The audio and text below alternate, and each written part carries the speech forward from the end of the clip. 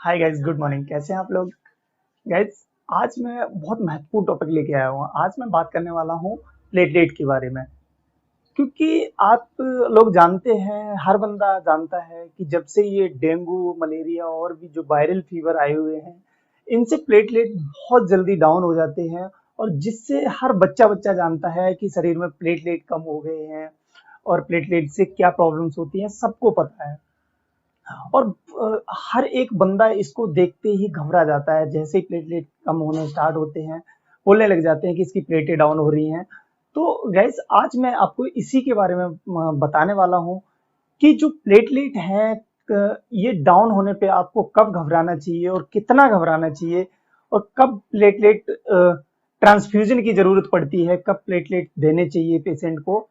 ये सारी आज मैं कुछ बेसिक सी जानकारी आपको दूंगा, जिससे जो लोग घबरा जाते हैं उनको कुछ तसल्ली मिल सके, जिनको आइडिया लग जाए कि प्लेटलेट देना कितना जरूरी है और कितना जरूरी नहीं है। इसमें मैं आपको ये भी बताऊंगा कि प्लेटलेट देने से भी प्रॉब्लम्स हो जाती हैं, वो भी मैं आपको इस वीडियो में बताऊंगा कि अगर आप अननेसेसरी प्लेटलेट्स दिलवाते हैं या प्लेटलेट्स देते हैं तो उससे भी बहुत सारी प्रॉब्लम्स हो सकती हैं, जो कि प्लेटलेट ना देने से भी ज्यादा खतरनाक हो सकती है।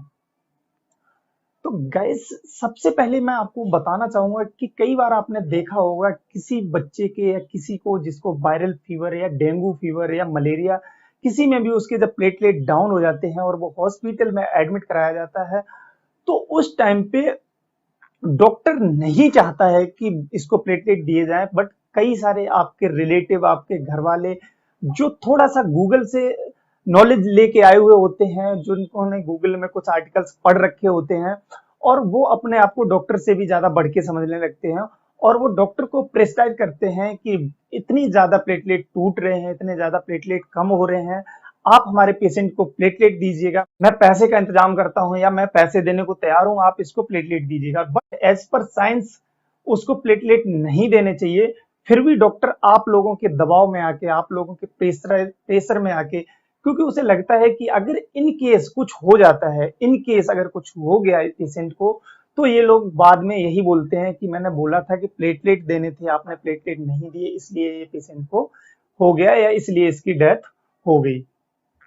बट मैं आप लोगों को ये समझाना चाहूंगा कि जब बहुत ज्यादा प्लेटलेट टूटते हैं, गैस, प्लेटलेट की जो नॉर्मल वैल्यू होती है वो 1.5 लाख से 4.5 लाख मानी गई है। तो जब प्लेटलेट आपके 1.5 लाख से कम आते हैं, तो उस टाइम पे इसको प्लेटलेट्स कम माने जाते हैं। और प्लेटलेट्स कम, अगर 1 लाख प्लेटलेट्स हैं और आपके 50% प्लेटलेट्स एक दिन में टूट जाते हैं, मान लीजिए सेकेंड डे आप जब टेस्ट कराते हैं तो आपके 50,000 ही प्लेटलेट रह जाते हैं, और उसके बाद आप कराते हैं तो 25,000 ही रह जाते हैं। तो ये थोड़ा सा घबराने योग्य होता है। अगर आपके थोड़े थोड़े करके प्लेटलेट टूट रहे हैं तो आपको इतनी टेंशन लेने की जरूरत नहीं है।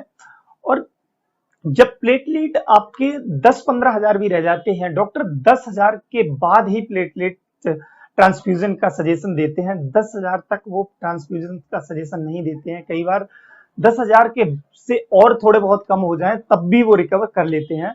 बट अगर 10,000 या 5,000 आपके प्लेटलेट रह जाते हैं तो डॉक्टर आपको सजेस्ट करते हैं, प्लेटलेट ट्रांसफ्यूजन के लिए सजेशन सजेस्ट करते हैं।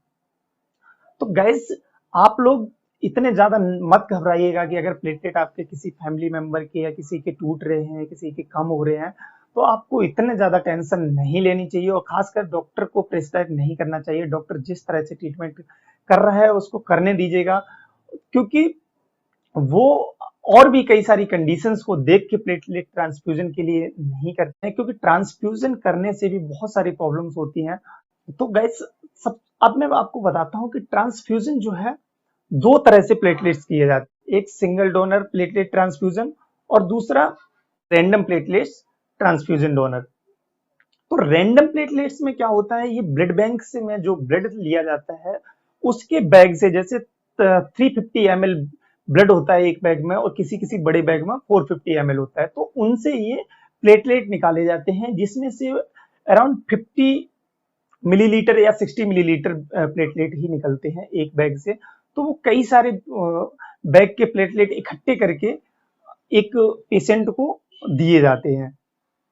तो वो ज्यादा सेफ नहीं होते हैं, क्योंकि उसमें कई सारे ब्लड ग्रुप भी होते हैं, और एक जो सिंगल डोनर प्लेटलेट ट्रांसफ्यूजन होता है, इसमें एक ही पेशेंट के ब्लड से एक ही पेशेंट से प्लेटलेट लिए जाते हैं। इसमें एक एफरेसिस टेक्निक यूज की जाती है, जिससे सिर्फ बॉडी से प्लेटलेट निकाले जाते हैं और जो रेड ब्लड सेल्स होती हैं वो डोनर के बॉडी में ही इंटर कर दी जाती हैं और उसको ही जो रेड ब्लड सेल्स होती हैं वो उसी की बॉडी में चली जाती है। सिर्फ प्लेटलेट ही पेशेंट को दिए जाते हैं।